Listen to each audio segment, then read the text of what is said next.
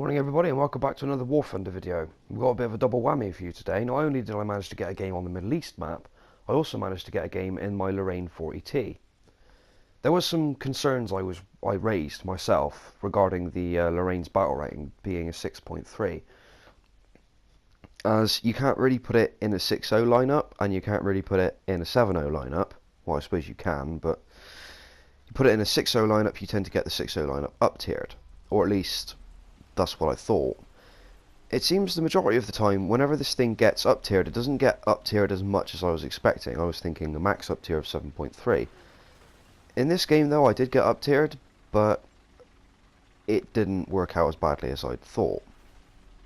So the Lorraine 40t is a French 6.3 medium tank with a 100mm gun, with the autoloader of course, 7 round magazines with 6 magazines in reserve, so you get 7 magazines of 7 rounds each in total. The rounds for this tank have around 226mm of penetration at 100 meters.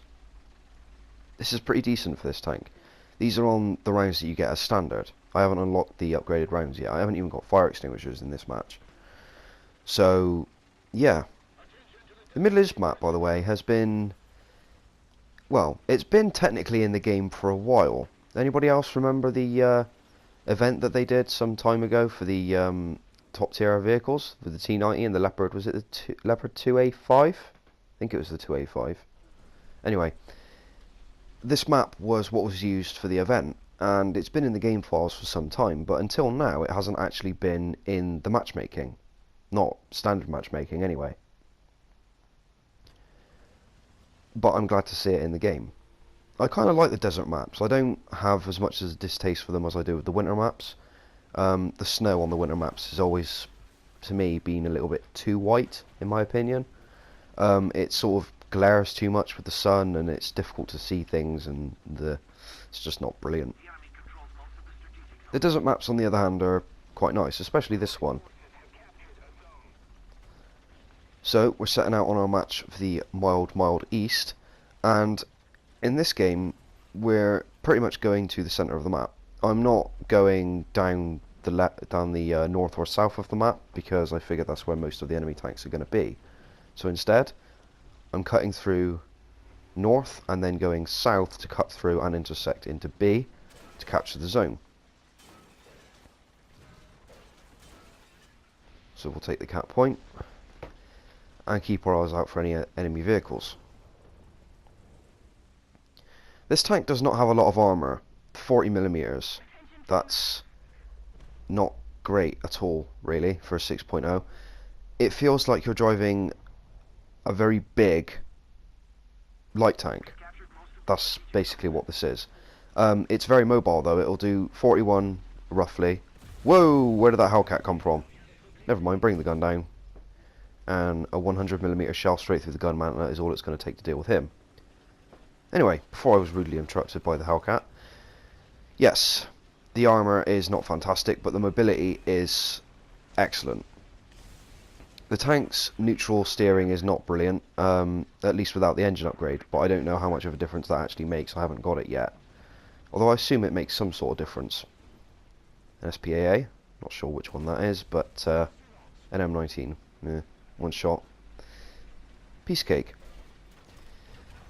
The mobility is really good. As I said, the tank will do roughly 40 km an hour on most terrain. On this map I think I managed to get to around 50 km an hour on flat, so it does better on sand than it does on mud or snow. And it does better on tarmac more than anything else, as would be expected. The reverse rate is also particularly good.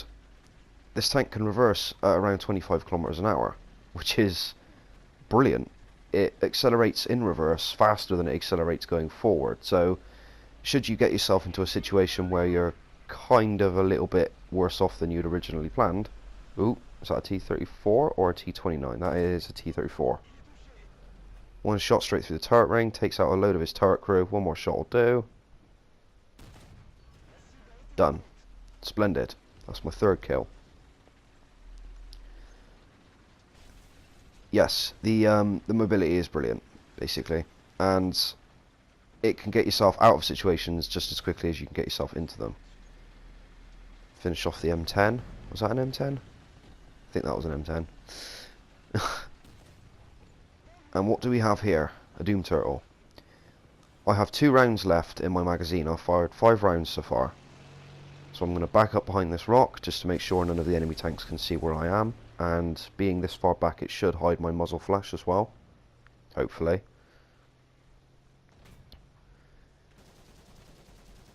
So the T-95, the Doom Turtle, is stuck. He can't move. He's been being pummeled from all sides. So I'm going to take the opportunity to stick some rounds through the side of the hull. Hopefully take out the rest of the crew. First shot.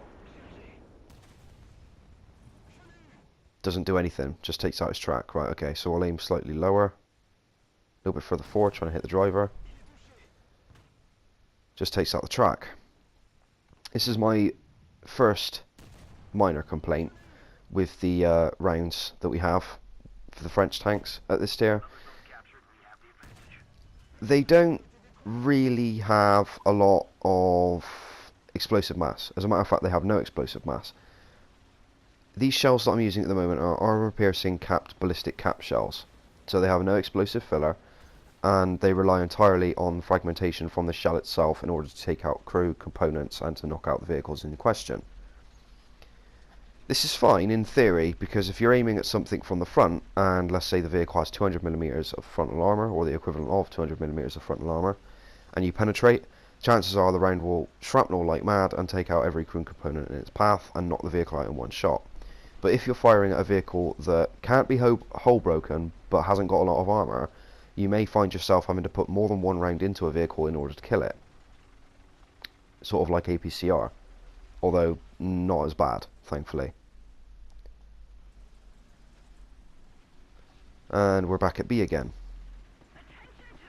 Taking out the T-95, I believe, marked my 5th kill. The enemy is more or less on the run at this point. Our team is pushing towards into their spawns, and most of our team is dominating the majority of the map. I love it when I see teams doing this. Those of you who ever played the abandoned factory map on a regular basis with the 3 capture points will be all too aware of how often teams tend to just all go for C. There ends up being a massive clusterfuck, for lack of a better word, at C, and nobody else bothers taking B or A, meaning that if the enemy team is intelligent and does go for B and A, they flank around your team and your whole team just gets cut off at C and destroyed. Not a particularly fun map, and not a particularly fun mode on that map. But in this case though, we did rather well, which makes a nice change. There's an enemy vehicle at C. I've no idea what it is yet. That looks like a Centurion Mark 10. I was wondering at this point whether he was alive or not, because he was on fire, but as I crest onto the road, he gets taken out. So he was the one capturing the zone, not a problem. I don't know why he was sitting out in the open like that, but hey, if he wants to make himself an easy target for our team, I'm definitely not going to complain. Into the dip we go. Get us some capture points before the match ends.